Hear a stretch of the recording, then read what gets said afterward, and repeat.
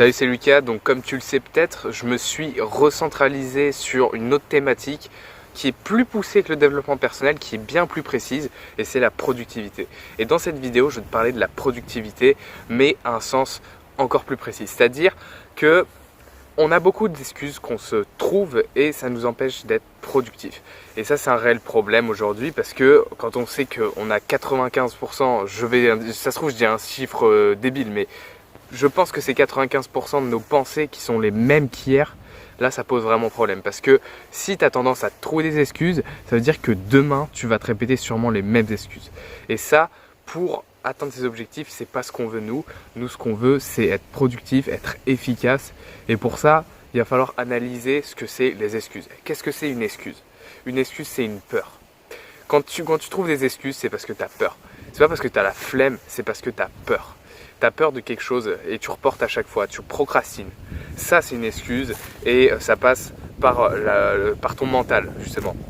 Tout est mental. C'est pas l'action en soi qui est dure, qui va être dure, c'est ce qu'il y a avant. En fait, c'est cette peur, et la peur, qu'est-ce que c'est si on veut encore pousser la chose encore plus loin? C'est une perception erronée d'une réalité future. En gros, tu penses qu'il va se passer ça, et au final, très certainement, tu t'en souviens d'un événement peut-être où tu as eu peur, et au final, ça s'est pas du tout passé comme tu l'imaginais.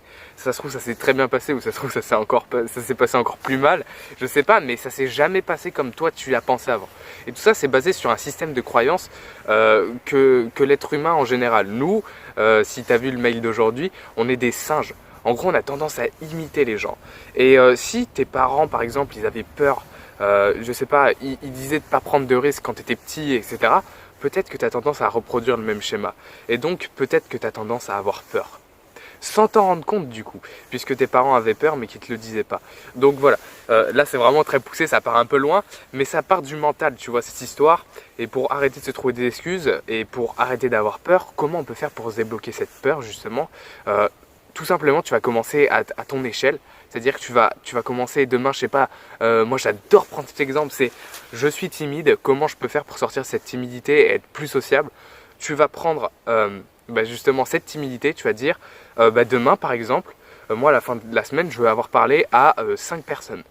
Ça paraît énorme comme ça, mais tu décortiques cette semaine, 5 jours, voilà, imaginons que tu es au lycée, tu es au collège, ou alors tu vas au travail et à ce point-là tu es timide, je sais pas, moi c'était à la période de collège et lycée où j'étais timide. Le lendemain, là, demain matin, je vais parler à une personne. Je découvre une personne et je lui pose des questions. Si tu veux pas qu'on te pose 10 000 questions parce que tu as peur un peu de te montrer, c'est toi qui poses des questions à la personne, tu vois. Bon, là, je pars un petit peu hors sujet, mais ça, c'est un bel exemple.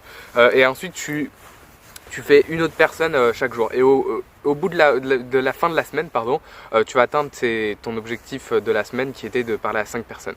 Et au fur et à mesure, tu auras fait un mois avec ces défis-là, tu verras que tu auras déjà moins peur parce que tu seras habitué et pour créer une habitude, il faut 21 jours. Du coup, tu fais un défi par jour et ça marche très bien. C'est même ce que je fais moi-même dans mes mails. Je propose un défi par jour à mon audience et là, ça va être très centré sur la productivité. Ça vient du mental.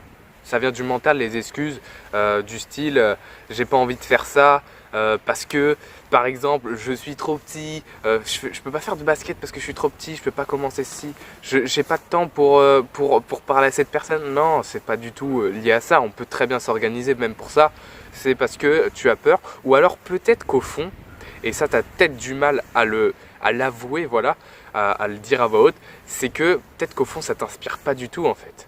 Peut-être qu'on t'a mis dans la tête un fantasme, un truc que peut-être sur le moment ça t'a excité, t'étais super content, tu te disais ouais je veux faire des grandes choses. Et en fait non, au final c'est pas ce qui te plaît. Moi j'ai une technique pour ça, c'est que tu attends une semaine après avoir eu cette belle énergie.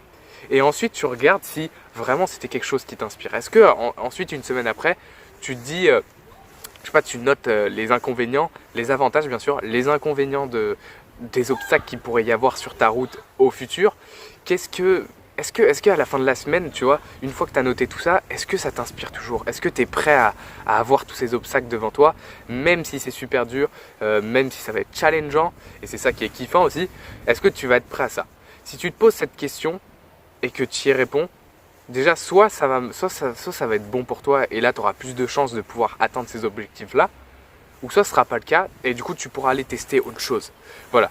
Et comme ça, tu mettras zéro excuse de côté en fait. Et tu pourras chaque jour peut-être tester de nouvelles choses si vraiment ça t'inspire pas, sans trouver d'excuses et sans rester là à stagner sur un seul truc qui en fait peut-être t'inspire pas. Ou alors peut-être que tu as une peur comme je te l'ai dit et que ça t'inspire réellement mais que tu sais pas comment tu pourrais surmonter cette peur. Voilà. Donc qu'est-ce que tu peux retenir dans cette vidéo? Fais des petits pas, trouve les avantages et les inconvénients et regarde vraiment si c'est fait pour toi. Voilà. Et surtout, te laisse pas atteindre par les fantasmes voilà, qu'on t'impose en mode ça serait bien pour toi, machin.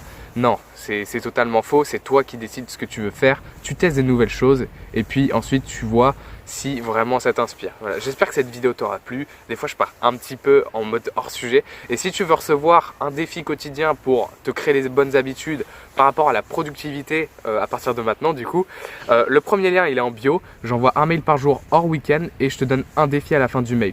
Voilà, loupe pas ça parce que un email envoyé, ça revient pas en arrière. Et puis moi, je te dis à demain à, si je dis pas de bêtises, à 13h30. Voilà, je te dis à demain, c'était Lucas.